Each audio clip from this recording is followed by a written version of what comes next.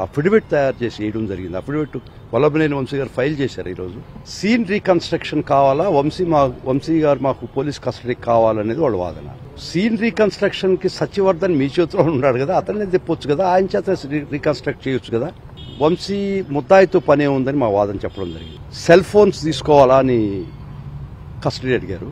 Article 20 class 3 రాజ్యాంగం article ప్రకారం self incriminating evidence ఏ ముద్దా ఇవ్వాల్సిన అవసరం లేదని మేము కోర్టులో చెప్పిన వాదన. సుప్రీంకోర్టు గత జడ్జిమెంట్ల ప్రకారం, తీర్పుల ప్రకారం ఎవరు కూడా సెల్ ఫోన్లు అడగడానికి లేదు, ఇవ్వాల్సిన అవసరం లేదని తీర్పులు కూడా మేము కోర్టు వారి దగ్గర ఉటంకించడం జరిగింది. వల్లభనేని వంశీ గారి దగ్గర నుంచి ఒక అఫిడవిట్ వంశీని పోలీస్ కస్టడీకి ఇవ్వాల్సిన అవసరం లేదని మాజీ ఏఐజీ పొన్నవోలు సుధాకర్ రెడ్డి వాదనలు వినిపించారు. వంశీని జైల్లో హింసాత్మక వాతావరణంలో ఉంచారన్నారు. దీనికి సంబంధించి మోర్ డీటెయిల్స్ మా ప్రతినిధి శ్రీకాంత్ అందిస్తారు.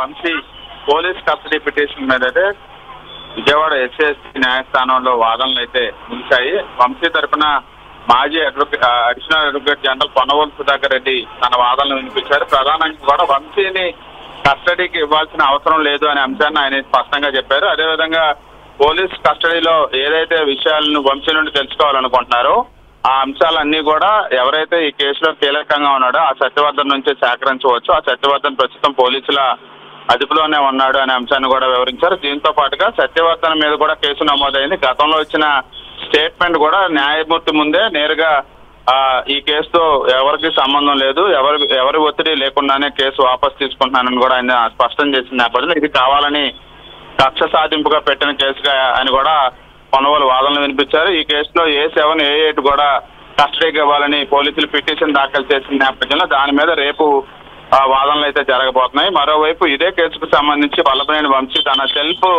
అఫిడవిట్ ను కోర్టులో సమర్పించడం జరిగింది న్యాయవాదుల ద్వారా. ఈ కేసుతో తనకు ఎటువంటి సంబంధం లేదు, కేసుకు సంబంధించి పోలీసులకి తెలియజేయాల్సిన అంశాలు ఏమీ కూడా తన దగ్గర లేవు అనే సెల్ఫ్ అఫిడవిట్ ని కూడా న్యాయస్థానంలో వంశీ న్యాయవాదుల ద్వారా అందజేశారు. ఈ నేపథ్యంలో వంశీ ఇచ్చిన సెల్ఫ్ అఫిడవిట్ ని కన్సిడర్ చేయాలని న్యాయవాదులు కూడా న్యాయమూర్తిని కోరిన నేపథ్యంలో కస్టడీ పిటిషన్ కి సంబంధించి ఎటువంటి ఆదేశాలు వస్తాయనేది కీలకంగా మారింది. భోగి వంశీ కేసులో స్పెషల్ పీపీని కూడా నియమిస్తోంది. బెయిల్ పిటిషన్ పై వాదనలు వినిపించడానికి స్పెషల్ పీపీని నియమించిందని చెప్తూ ఉన్నారు. దీనికి సంబంధించి ఏంటి డీటెయిల్స్ శ్రీకాంత్? బెయిల్ పిటిషన్ కూడా వంశీ తరపున న్యాయవాదులు దాఖలు చేయడం కూడా జరిగింది నిన్నే. దానికి సంబంధించి పోలీసులు ఇంతవరకు అయితే కౌంటర్ అయితే దాఖలు చేశారు. న్యాయమూర్తికి ఇవాళ మెమో రూపంలో వంశీ బెయిల్ కి సంబంధించి ప్రభుత్వం తరపున వాదనలు వినిపించడానికి స్పెషల్ పీపీని నియమిస్తున్నాము, దానికి సమయం పడుతుంది కాబట్టి మరొక 2 రోజులు కౌంటర్ దాఖలు చేయడానికి సమయం కావాలని మెమో రూపంలో న్యాయమూర్తిని కూడా కోరారు. దీనికి సంబంధించి వంశీ బెయిల్ కి సంబంధించిన విచారణ 2 రోజుల తర్వాత స్పెషల్ పీపీ వచ్చిన తర్వాత వాదనలు ప్రారంభమయ్యే అవకాశాలు ఉన్నట్టుగా మనకు తెలుస్తుంది. Thank you Srikanth.